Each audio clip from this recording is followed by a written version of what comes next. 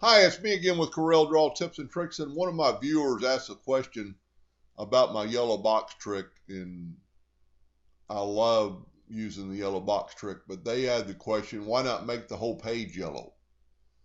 That could be very well done. I just don't like it. I like seeing the white background, but you could make it a light yellow very easily. Go up to Tools, Customization, go down to Document, go down to Background, and put solid color, and let's pick a light yellow. And you need to take this off. You don't want to ever print or export the background. And then hit OK. It's made our whole page.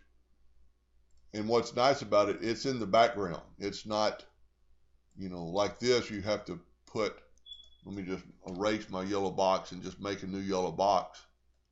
When you make a yellow box, it's in the foreground until you go up here and put back a page. So it is pretty nice having the whole page yellow. I personally don't think I'll do it, but that's how to do it. Just go to Tools, Documents,